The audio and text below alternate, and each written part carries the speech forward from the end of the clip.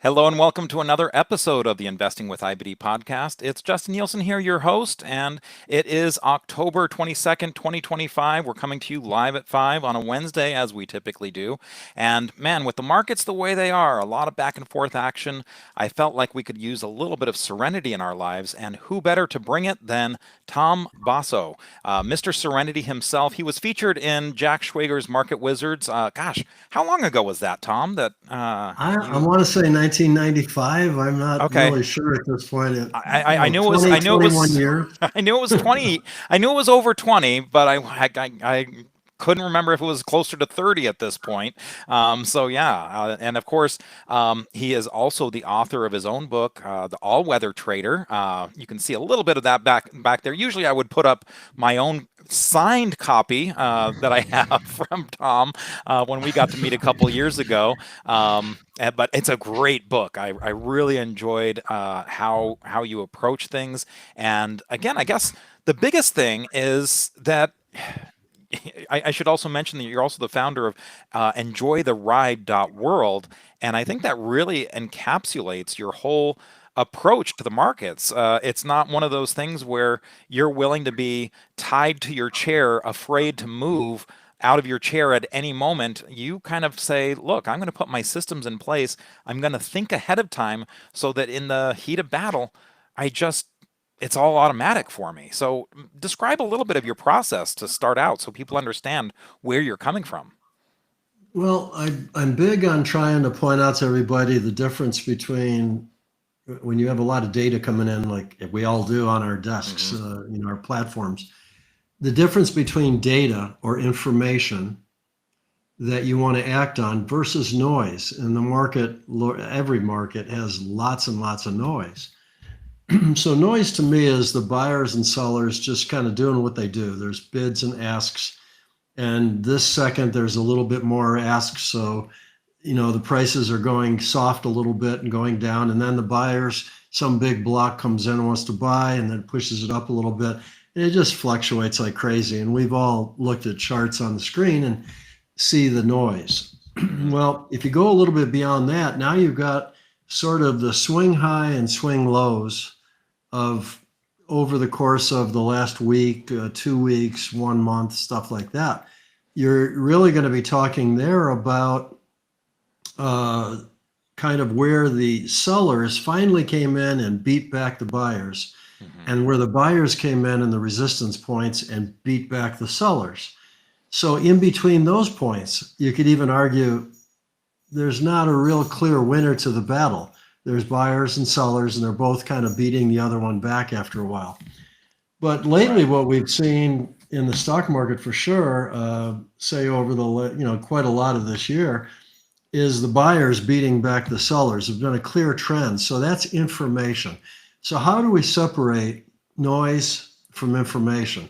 So here's a chart of the NASDAQ you've put up there, and you can see you've had a very nice run to the upside.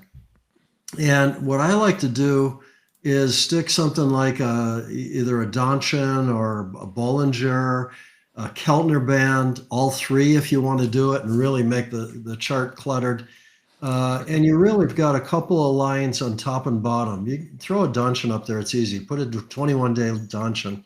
I can't do it on these charts. Okay. All right. Well, just suffice it to say, 21 days of Donchian would be nothing more than the highest high over the last 21 days and the lowest low over the last 21 days. That's easy for everybody to understand.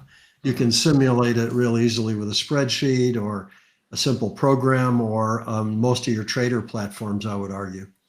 And what you end up then is you have between those two lines, you've got kind of the high side where the sellers are coming and beating back the buyers, and the low side where the buyers are coming in and winning the battle. Everything in between, I basically ignore. It's not useful information. If I'm long, I stay long. If I'm short, I stay short. If I'm neither, I don't do anything. I'm waiting for it to break out through the top to buy, through the bottom to sell. And in the noise, I'm ignoring it. And what that does for you, with a lot of variations on the theme, because you could do 21 days, you could do 15 days, you could do 9 days, you could pick any number you'd like that suits your own trading. And I would argue that most traders don't do a good job of that. They try to copy me or copy somebody they've heard that does a certain thing, and they're not set up to really handle that. They're not trading the size of dollars I'm trading. They don't have my computerization. They don't have my 50 years of experience trading, especially futures. And so they make it tough on themselves. But what ends up happening is basically, if volatility is low, your two lines, top and bottom on the Danshan, let's say, to use as an example, is going to be very close to each other. So the highest high and the lowest low is going to be close. If volatility, like lately, is increasing, those lines are going to get farther apart. Mm-hmm. Now, if you're buying at the top line, selling at the bottom line, there's your risk per trade. So if you're trading one contract of S&Ps that, or NASDAQs, let's say you've got that up there, it's the buy and the sell are going to give you a risk per one contract. Mm-hmm. If you know your equity size and you know what risk exposure you want, you could easily size your position to say, this is one contract, but I can do X amount of risk in my portfolio for this one position. And now I'm able to say, well, how many contracts do I need to buy? Well, maybe I need to buy 4, maybe I need to buy 20. Whatever the number is, you put the order in, you're done. Yeah. Now, when you're talking, because again, I think a lot of traders use the idea of, okay, they back into their position size by saying, how much am I willing to, risk to my portfolio? What is that size based on where I'm setting a stop of my risk? And then you back into your position size. Do you ever adjust how much you're willing to risk to your portfolio based on either your instrument or the market environment, or add your indicator here? Let's do that answer in two pieces. One, I will argue that some traders actually define their risk as a certain percent of their portfolio, and they first set the amount of contracts or shares in stocks that they're going to do. Then they set their stop loss based on the price that would give them that kind of risk, which to me is backwards. Mm-hmm. So first of all, do it the right way. Start with your risk levels by looking at your charts, looking at your indicators, set your buys and sells up and calculate your risk. Next, determine what your positions are. The answer to your question you just asked would be that I believe that, if I'm in on a position, especially if you're a stock trader, you might be in a position for years. Mm-hmm. So let's use NVIDIA as an example. Let's say you were fortunate enough to buy it at 10. Well, you have an insane position right now. If you never adjusted your position, you would have a NVIDIA position and everything else. Right. And NVIDIA would be the only thing that dominates your portfolio. Yeah. The rest of it would be immaterial. Okay. So to be I'm a big believer in being balanced and trying to stay serene. I got to live up to my title that Jack gave me. So when you're trying to be balanced, if one position is starting to get too large, how do you balance it? Well, what I do is I predetermine things like my risk, my initial risk that I want to take on. And I usually use, in today's world, about 0.4% of my equity for a position. Mm-hmm. But remember, I've got multiple strategies. I got like 35 markets I'm trading and in futures and stuff. So 0.35 doesn't sound like much, but I might have 3 different strategies trading that same contract. So when you add it all up, I might be long 1% or something like that. And that gets back to your point. Remember, your results may vary. You have to make this your own, and don't just use Tom's numbers and say, "Oh, well, Tom said." Everybody's got to dial it in where they want. If you're you're 20 something and making good money at a daytime job, and you want to be a billionaire by the time you're 30, you're going to have to take on a bigger risk number than I'm taking on. But I'm 73, retired, and enjoying retirement. So different objective. But to answer your question again, what I try to do is to say, all right, I'm willing to take up to 1% with that position. If it wants to go my way, build up profits, become a larger and larger position, percent of my position. I'll take it up to 1% in some of the cases. But if it gets up to 1.1, I start saying, wait a second, this is getting ridiculous. Hmm. If that goes all the way back to my stop, I'm losing 1.1% of my total equity. That's starting to get a little concerning, Hmm. especially when you start multiplying it towards lots of 30 something positions, multiple strategies. If they all started going back at the same time, it could get ugly. And I'm trying to keep it from getting ugly. So what I try to do is then say, set the limit, not only initial risk limit, but a ongoing risk limit. Hmm. And so every day I measure the risk of the position. If it gets above a preset level for that strategy and that market, I just peel off however much of the position I need to peel off automatically. A market goes in for market on open the next morning, Hmm. and my position is automatically decreased by the appropriate amount so that my risk is always being maintained. So I don't ever have to look at a position and say, oh my gosh, this is 10% of my portfolio. Well, now I Uh, suppose another way you could approach that is by raising your stop and saying, "Oh, well, I just reduced my risk by raising my stop, and so that could lower the potential hit to your portfolio." Of course, now you do have gap risk, and sometimes you can set a stop, but that doesn't mean you're going to get it at that well, price. So how do you kind of balance that part out? yeah, you can move the stop, but let's examine, say, a Donchian channel. Hmm. Think about what you're doing and think about the COVID crash. So the market starts going down, you're short now. Hmm. Uh, the market falls so fast, so hard that in, say, 3 weeks, you're down, what, 35, 40% on the S&P 500 Hmm. back in 2020. Right. Okay, so where's the Donchian stop loss to buy it back? It's up at the peak before the Hmm. thing started coming down. Hmm. So you are not able to move your stop down in that case. The indicator has that kind of a mathematical flaw to it.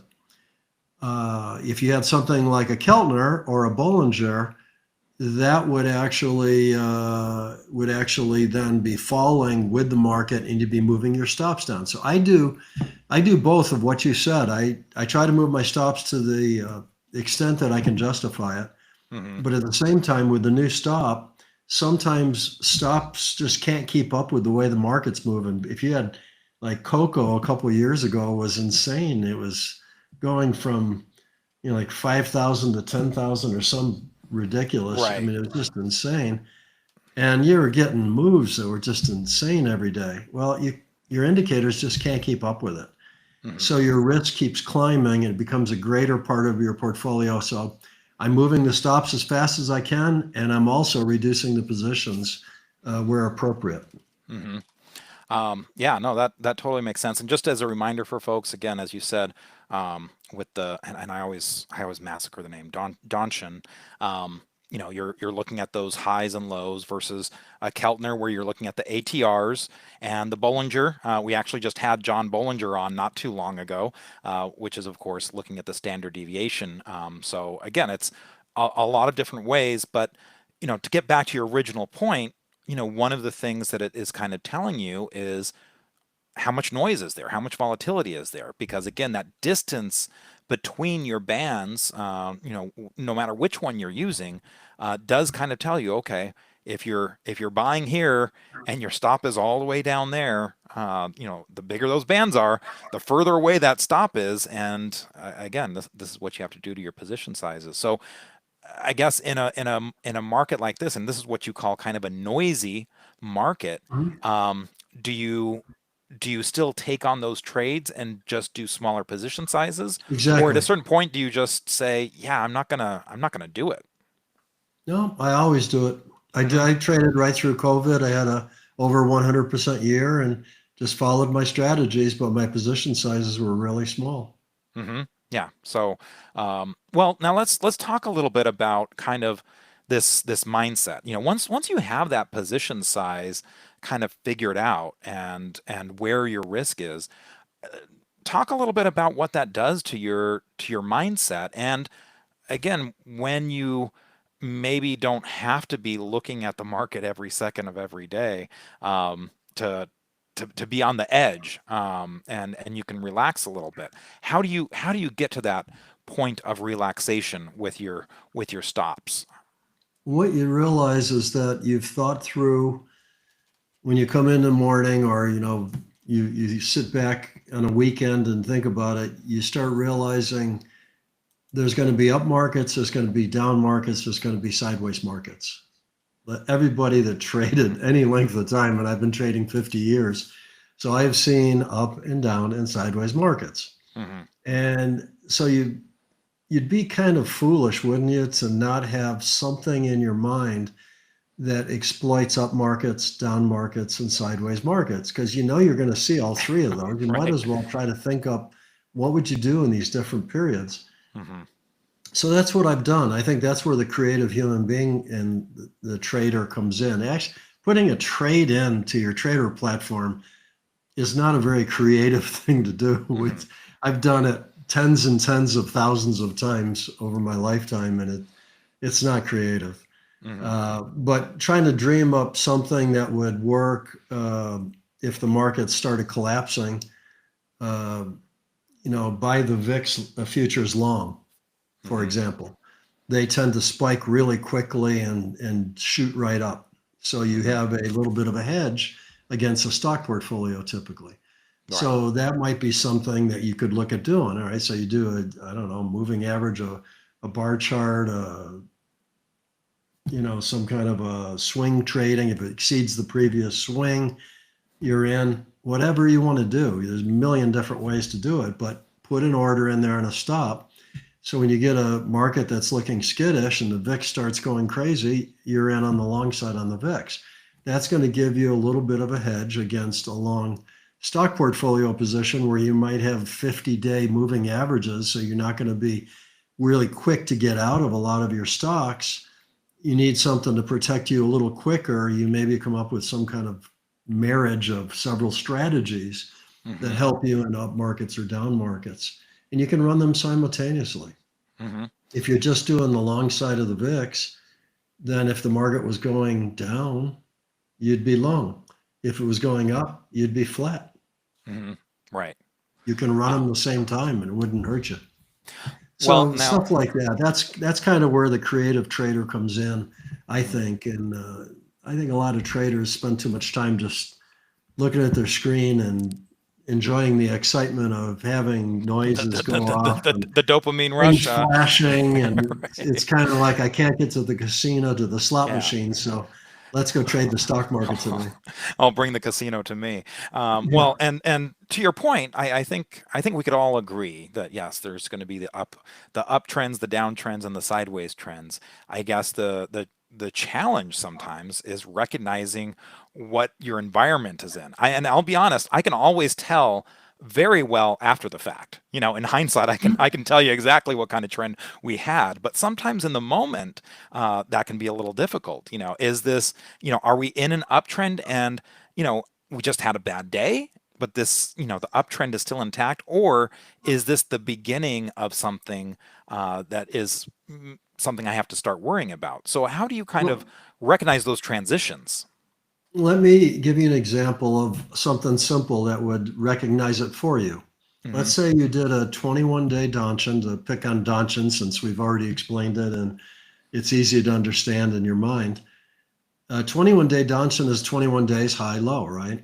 Hmm. So now let's say we trade that same market. So let's take your NASDAQ, for instance, and we're going to be long lately because a 21-day Donchian is going to have you long. It's been going up for the last months. Now do a 3-day Donchian and trade NASDAQs Hmm. and marry those together. So what would happen logically, mathematically? Well, in the up market that we've had, most of the time, the 21 day is just going to be sitting in the position. Hmm. The 3-day is going to be, for the most part, on the upside during especially some of those middle periods that were very stable. Recently, it's been pretty stable. Early on, it was a little stable. There has been some little down moves that would have touched off a short. Well, what would happen if you were short? You're long with the long-term strategy and you're short with the short-term strategy. So over the short run, it looks like it's starting to go down and it could develop into a full-blown bear market, or it could, like it did over the last, since April, I guess, Mm-hmm. it could just say, no, that was just a hiccup, should have bought the dip, I guess. And away we go again, right? And so the long-term position just holds on, continues on. So if you have the short position from the short-term indicator and the long one is still long, the broker sees you as having no position. Right. So your margin utilization goes down. You are just sitting there waiting for the market to figure it out. If it continues to the downside, you're going to get a short sell with the long guy, the longer term indicators. And now you're going to be short on the short term, short on the long term. The market's falling in a free fall and it's getting panicky, and you're raking in profits. On the other hand, it could go the other way, and now it takes off to the upside again. So now your short-term one flips back to the long side. Now you're long and long, and you're loaded up. And when you have some of these nice big moves, you're going to make a lot of money that way. Right. So if you look at what's happening the last, say, 2 weeks on the chart, that last little bit looks like it's starting to get a bit more of an extended sideways. Well, what you'd hope would happen there is kind of that you're just out of it.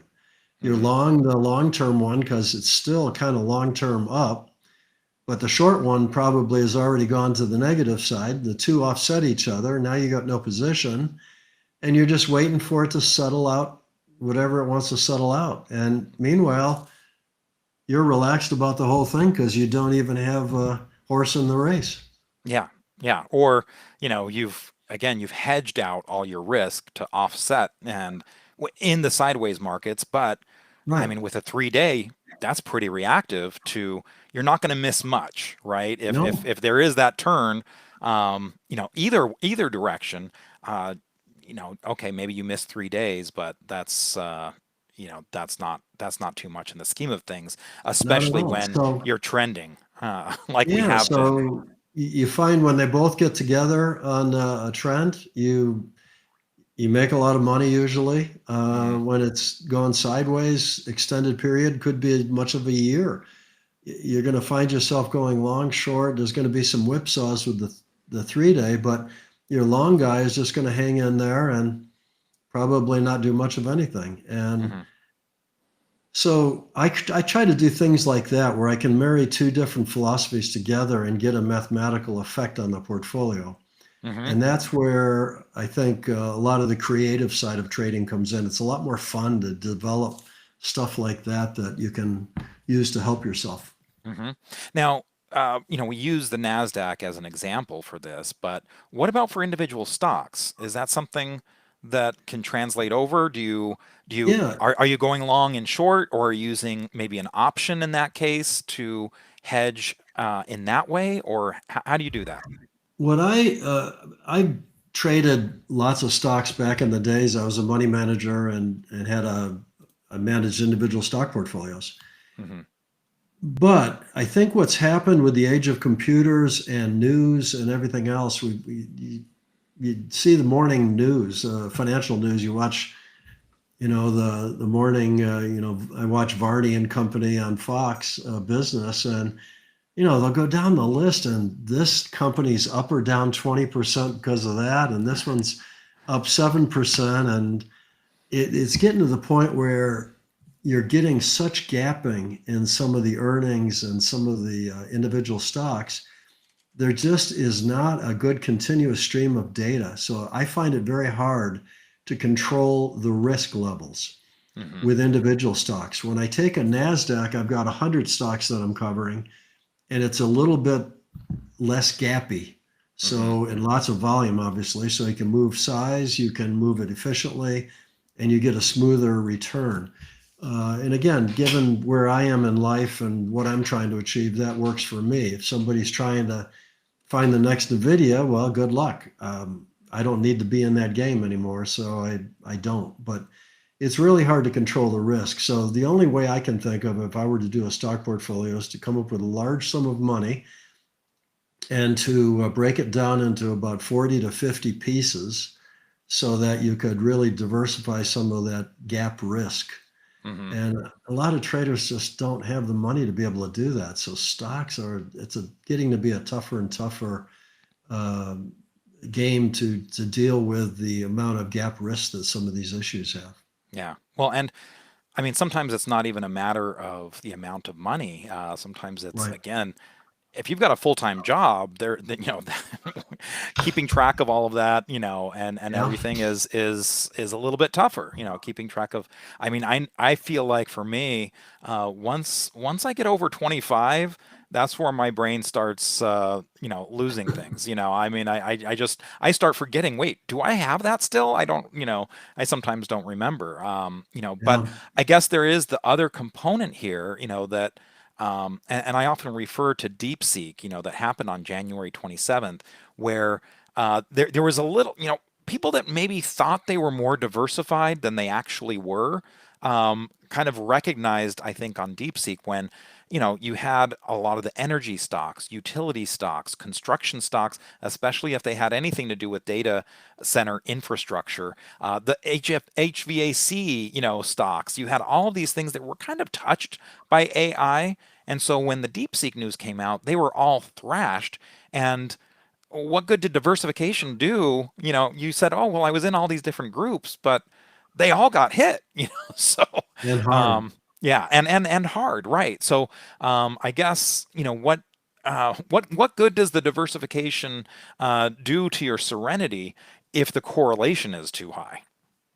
Which is another reason why I realized you guys do a lot of equity stuff. But when you look at my screen and you see cocoa and orange juice and copper and treasury bonds and soybean futures, what I'm Hmm. trying to do is to get away from any correlation in the stock market where you have a whole bunch of technology stocks doing one thing or a whole bunch of industrials doing another thing.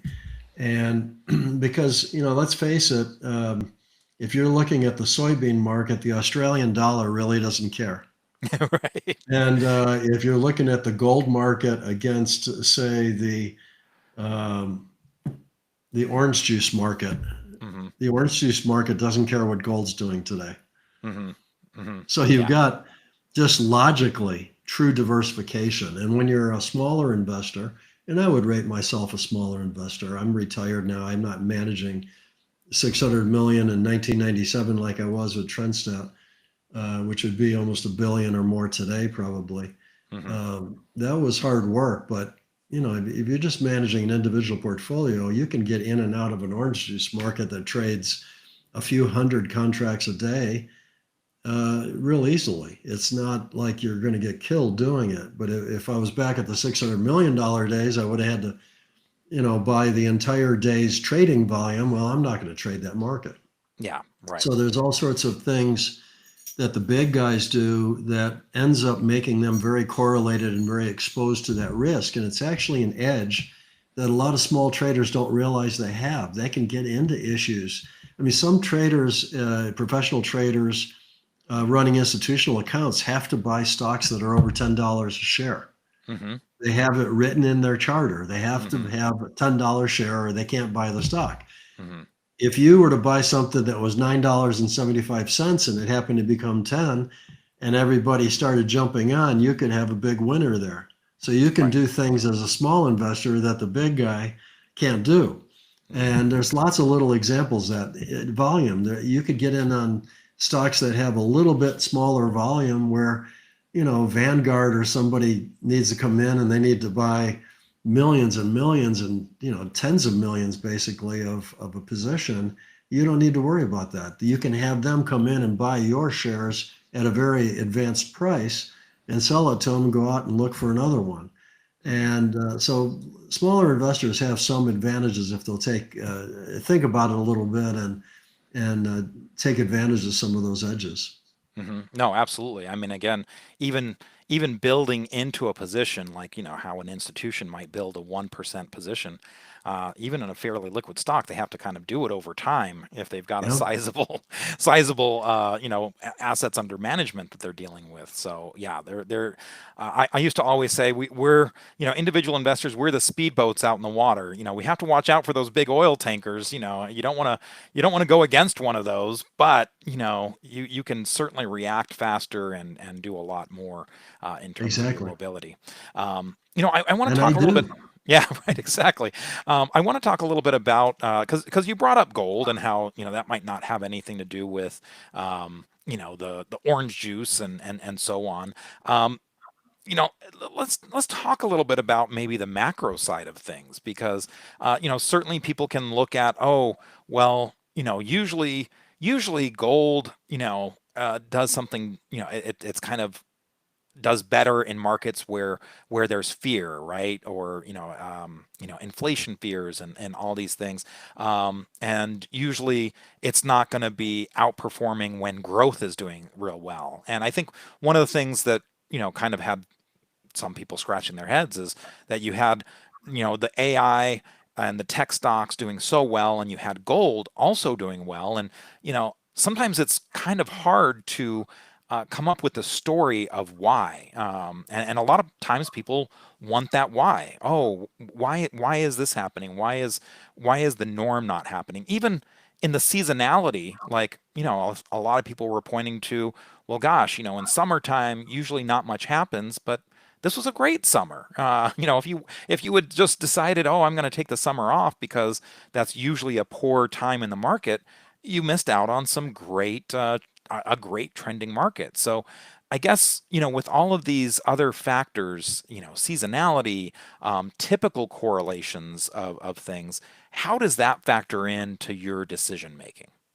The I don't use seasonality at all because my attitude, and one of the sayings I keep saying over and over again, and not only myself but others, would be, the market will do whatever the market wants to do. The market will do what the market will do.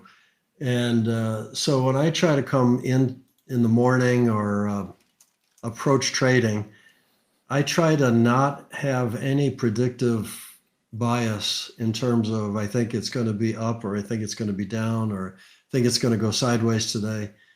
I might have a suspicion that it might, but it doesn't affect what I trade.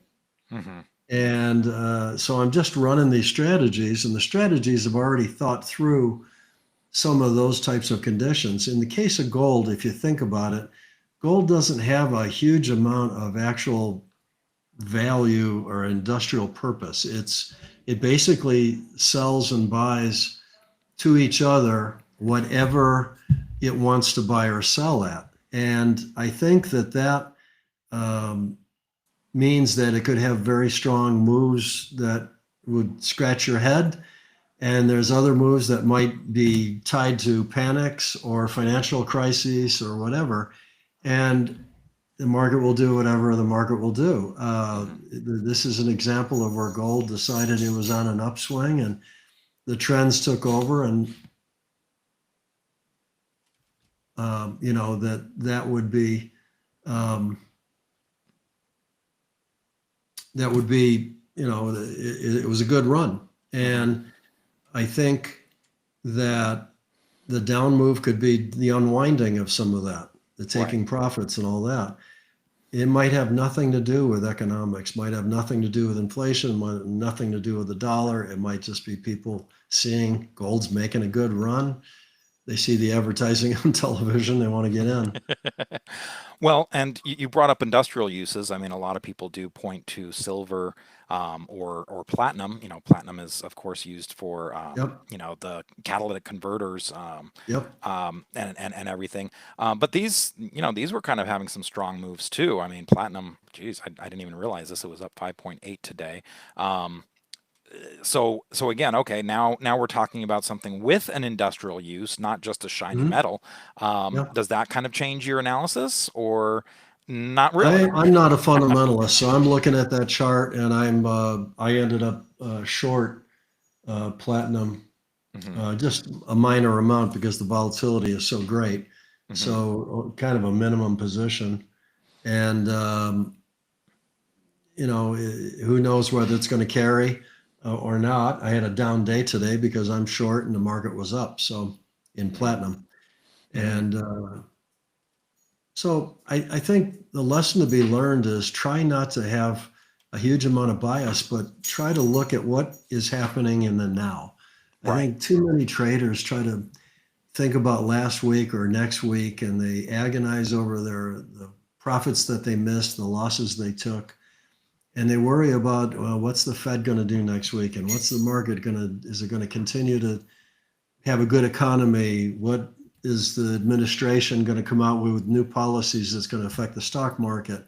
They agonize over all of that stuff. And if you're managing $1 billion, you probably need to agonize a little bit because you got to get in over the course of days. But for a small trader, you got an edge. You just look at it and say, okay, it's breaking out of the dungeon to the upside. I'm going long. Yeah. Why? I don't know why. I'm just because it's breaking the dungeon. And keep it simple. Take your signal, act on it right away, or have a stop buy sitting there.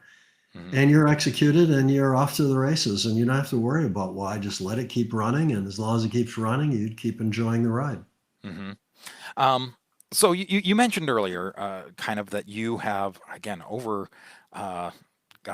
it's well over 50 years at this point that you've been trading and coming up with your systems. So it's not really appropriate for someone to just say, well, this is what Tom does, I'm just going to, do what he does.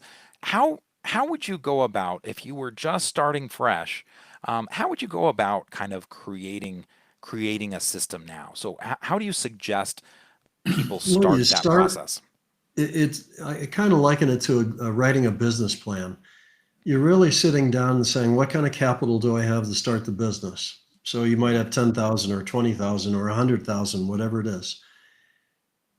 Who are the personnel going to be involved? Okay, is it just you, or maybe it's you and a son, or maybe it's you and a wife, or maybe it's you and a brother, or whatever? What's your staff going to look like, to be able to pull all this trading off?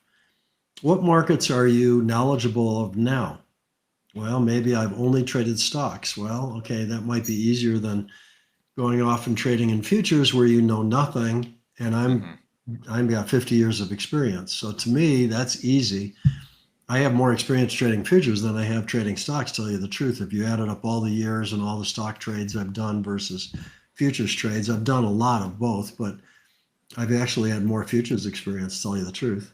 And so what kind of math skills do you have? Some people are good with math. I did Fourier series analysis and boundary value theorem in my chemical engineering program. I barely understood what I was doing there, but I did some pretty advanced math. And I've used computers all my life, going back to the days of Fortran and punch cards that you put in and to the mainframe and come back the next day and get your program printout. So I've been with computers, I've been with math. I'm comfortable with both. I understand logic. So having programmed, I can know what the program looks like to do a dungeon. Let's see, 25 days high. I got to look at the data, take the highest high of the last 25 data points, make that my dungeon 25-day high.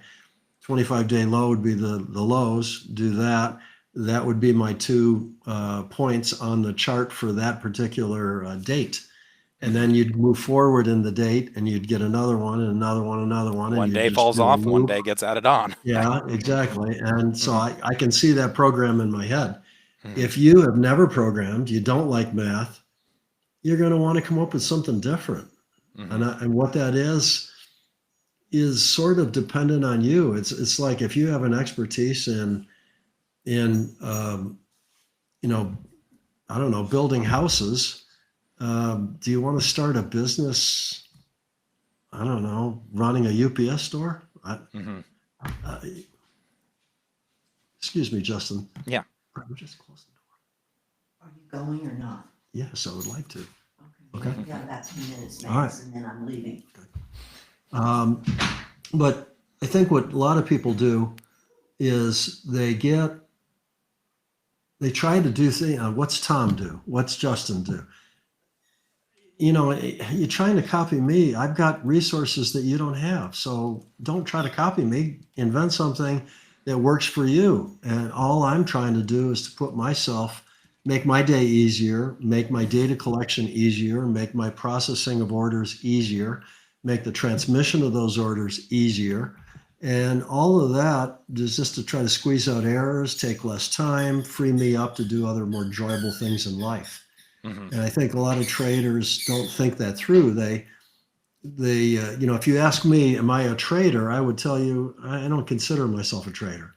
I have a very, very multifaceted life, one part of which is trading. I also cook. I also make wine. I also golf. I work out. I love landscaping. I'm leaving tomorrow for my wife's high school reunion down in Mississippi. I do a lot of things. Right. And trading is just a small slice of that.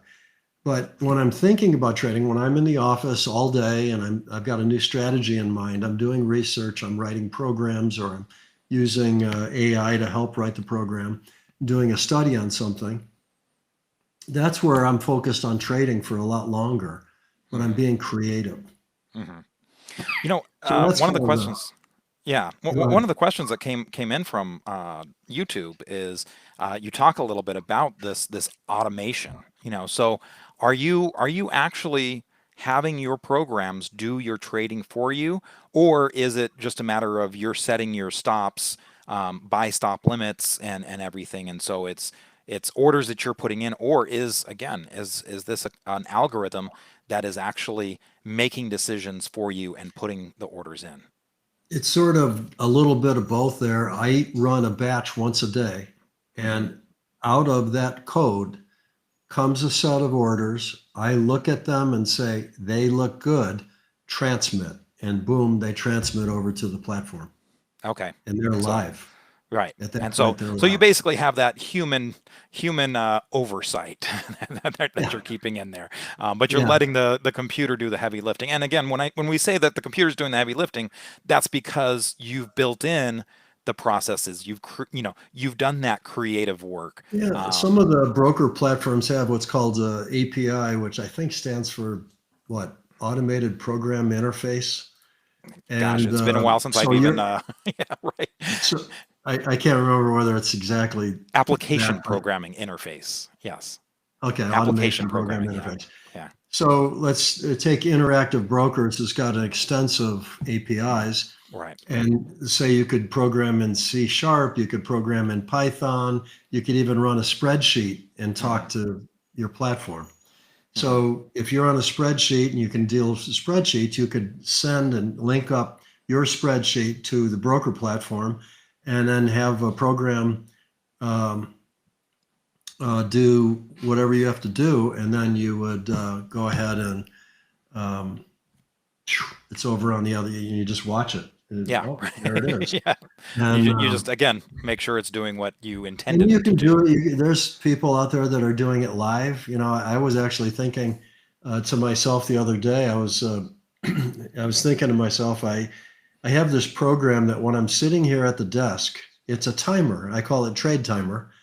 And I had a AI build it for me, and it reads the clock on my computer. And every 5 minutes, at 15 seconds prior to the 5-minute bar coming final, it goes ding, ding, ding.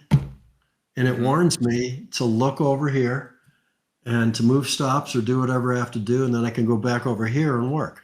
And it was, it took me probably 3-4 hours to get it all the way I wanted it. It's nice and sexy now. And it works. But then I started thinking to myself, well, if I could do that, why don't I start a timer, another program that measures the clock? And at 6:30 Phoenix time, this time of year, it'll go to 7:30 in the early November when the daylight savings for the rest of you guys goes away. We stay standard time all the time. So the rest of the world changes all the time. And it unfortunately changes what we have to do. But 7:30, let's say, rolls around, boom. Why don't I measure the opening range and do an opening range breakout and have it totally be automated? Can measure it, put the order in on the stop gets executed, stop loss is in automatically. one cancels other stuff. I mean, it'd be Yeah. easy to do. And I'm thinking of embarking on a little study to see what I can do with that. And you can also, I'm sure, say, oh, when it's too big, oh, you know what? I'm going to skip that one. If that opening Yeah. range and the stop is, oh, If the if, risk yeah, if risk risk is is too greater big than for my X, equity, yeah. yeah, then, Yeah. yeah. So, yeah, very, very interesting stuff. And again, as your website suggests, since it's called enjoytheride.world, you're really, again, focused on these other aspects of your life, not just Yep. trading. One final question I wanted to get to you, because in your book, I thought it was an important part, when you were kind of talking about the pain of drawdowns, right, and what that can do to your portfolio. So, maybe discuss a little bit about your approach to drawdowns, how you minimize those. And again, we've kind of covered that in some ways, that hedging part, having a Mhm. shorter term come in and negate, stuff. But is there anything else that you kind of do to mitigate those drawdowns and lessen them? Which again, Yeah, I I was, think a lot of people are thinking about right now. yeah. Well, one thing is ongoing position size risk. Mhm. Keep your risk managed for risk and volatility with your existing positions. So you're peeling off positions as you're making a lot of money and you're getting your cash built up a little bit and you're reducing your exposure. So when it does hit, you've got less involved with the hit. So that minimizes your drawdown, number one. It may also minimize your returns. For Mhm. those people who just want to, go full out, make as much money as possible, I worry about return to risk. A lot of people want to get maximum return. If that's your game, you want the maximum return, then okay, then you're gonna have to suffer the up and down of it. Yeah. I prefer a more of a steady line going up the page. So that's one thing. Second thing, multiple time periods. Third thing, multiple indicators. I use Donchon's, Keltner's, Bollinger's, something I call PF bar that I invented myself. It's too complicated to explain. Um, and even a couple of other little indicators. I use stochastic RSI on one of the overbought, oversold strategies. So a lot of different approaches. So you're going to get different answers of whether you should be buying or selling. I just run them all at the same time. Let the computer, run them. It's pretty easy to go through, get the data, run that indicator, get the decision, Mhm. ship the order. So on a daily basis, I'm probably shipping in maybe 160 orders or so, Mhm. 165. Mhm. I might get 20 executed in a day. So a Mhm. lot of them just sit there.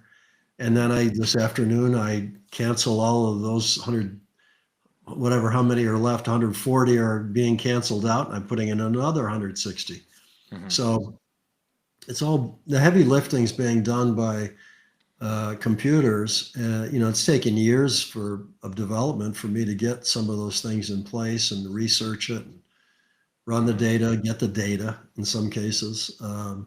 But it's worthwhile. It's a project that keeps me sharp and keeps me developing new and better ways. But that's another way. If you have multiple indicators, multiple time periods, multiple markets, try to find non-correlated stuff.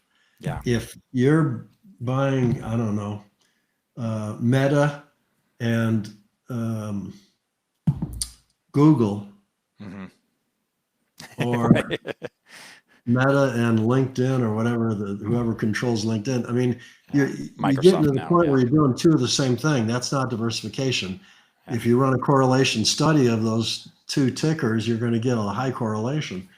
And I think what you got to do is to try to find something that's non-correlated, which is why I end up trading crazy stuff like orange juice, because it's non-correlated to everything. Right. Exactly.